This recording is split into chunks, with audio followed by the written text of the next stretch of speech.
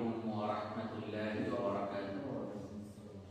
রাসূলুল্লাহ সাল্লাল্লাহু আলাইহি সাল্লাম রজব ও শাবান মাস ব্যাপী বেশি বেশি দোয়া করতেন। সেই দোয়াটা কি? আল্লাহুম্মা বারিক লানা ফি রজব ওয়া শাবান ওয়া বাল্লিগনা রমাদান। এই দোয়াটা বেশি বেশি পাঠ করতেন কোন মাসে? রজব এবং শাবান। তো আগামী কালকে যদি রজব মাস শুরু হয়ে যায় সন্ধ্যার পর থেকে, আমরা এই দোয়াটা বেশি বেশি পাঠ করব একদম টানা 2 মাস। আল্লাহুম্মা বারিক লানা ফি রজব ওয়া শাবান ওয়া বাল্লিগনা রমাদান।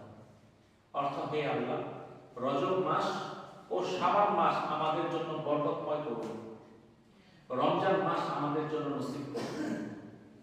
এটা সহিহ বুখারী এবং মুসলিমে এই দুইটা কিতাবে এই হাদিসটা আছে। অত্যন্ত দামি একটা হাদিস। যে কি দোয়া আল্লাহর কাছে করা? রজব এবং শাবান মাস আমাদের জন্য বরকতময় করুন, রমজান আমাদের জন্য নসিব করুন।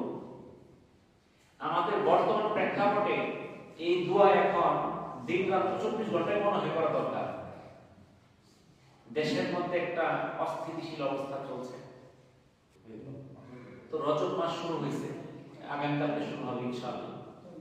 তো রজব মাসটা শুরু হলেই আমাদের এই দোয়া, কারণ দেশের অবস্থা আমরা জানতেছি না, নির্বাচনের একটা তারিখ করেছে, আল্লাহ তাআলা যেন দেশকে স্থিতিশীল রাখে, মানুষের জীবনগুলোকে আল্লাহ তাআলা হেফাজত করে, যেন কোনো কারণে একটা নিরাপরাধ মানুষ ক্ষতির সম্মুখীন না হয়। এই জন্য আমরা বেশি বেশি দোয়াটা পাঠ করবো। আল্লাহুম্মা বারিক লানা ফি রজব ওয়া শাবান ওয়া বাল্লিগনা রমাদান। এটা আমাদের জন্য একটা গুরুত্বপূর্ণ বিষয়। মানে 3 মাসের মধ্যে কি ঘটনা ঘটবো আপনিও জানেন না, আমিও জানি না। আমরা যে আলোচনাগুলো শুনলাম, আল্লাহ তাআলা আমাদেরকে আমল করার তৌফিক দান করুন।